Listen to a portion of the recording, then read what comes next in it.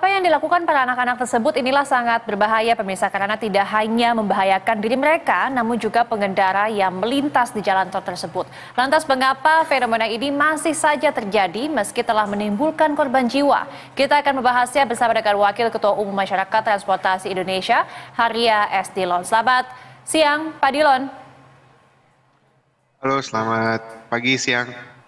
Pak Dilon, kalau kita lihat ini sangat disayangkan sebenarnya video yang sempat beredar di media sosial yang menunjukkan ada sekelompok anak-anak ini mengejar bus telolet begitu ya hingga ke ruas tol di tengah jalan tol yang cukup berbahaya.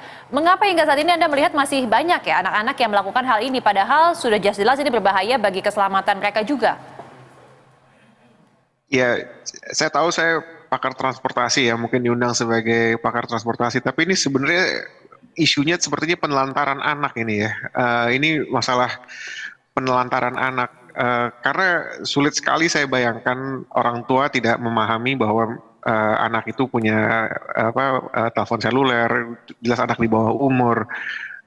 Mungkin untuk mendapatkan SIM card-nya juga pasti harus didaftarkan oleh orang dewasa ya. Ya, tapi jadi bukan hanya di jalan tol ya, tapi yang itu lainnya juga saya pikir ini kalau hanya dilihat dari kacamata transportasi, saya kira terlalu sempit ya. Ini masalah penelantaran anak. Ya, apalagi kan di jalan tol. Oke, mungkin sekarang kita balasnya jalan tol itu. Saya mau beri catatan khusus. Itu tanggung jawab salah satunya yang bertanggung jawab adalah pengelola jalan tol. Harusnya itu nggak bisa terjadi gitu ya.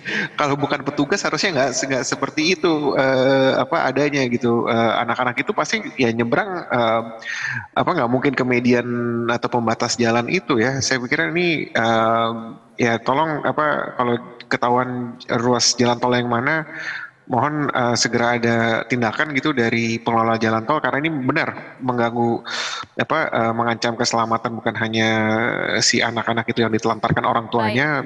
Saya sebut itu tapi juga pengguna jalan lainnya. Baik, nah ini minimnya pengawasan dari orang tua mungkin satu hal, tapi yang kita soroti juga adalah bagaimana fenomena ini terus dilakukan oleh pengendara bus begitu yang sudah tahu menelan korban dan lain sebagainya, tapi tetap dilakukan juga. Anda melihatnya seperti apa dengan fenomena pengendara bus yang membunyikan klakson telolet ini yang kemudian menarik perhatian anak-anak dan lain sebagainya? Ya, itu benar. Cuma satu hal, tapi itu hal yang paling mendasar menurut saya. Ya, mengenai anak-anak terlantar itu bukan hanya undang-undang tapi undang-undang dasar ya.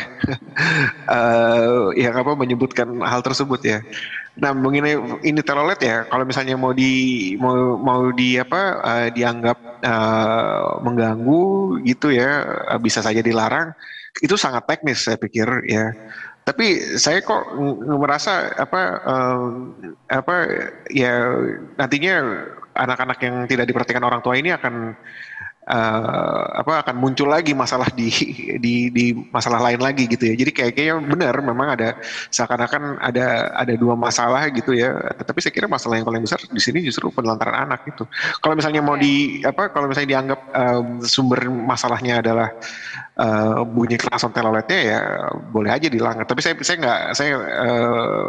merasa yang lebih besar problemnya itu justru itu tadi.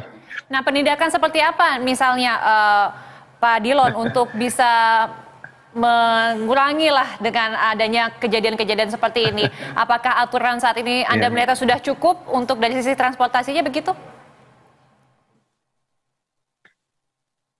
Saya terus terang kurang paham apakah ada sedetil itu mengenai klakson, bunyi klakson yang tidak standar.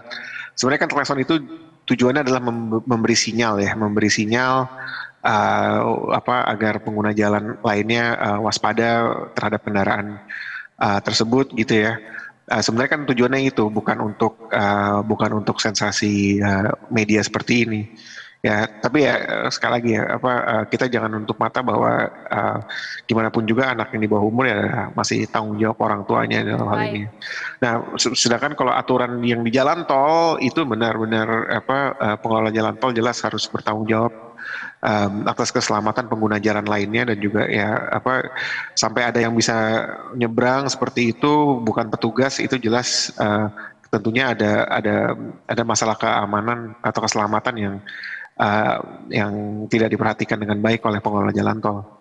Oke, terakhir mungkin Pak Dilon tips untuk para pengendara mobil lainnya untuk berkendara aman begitu, mungkin ketika berhadapan dengan bus telolet maupun anak-anak yang kemudian mengejar bus telolet ini.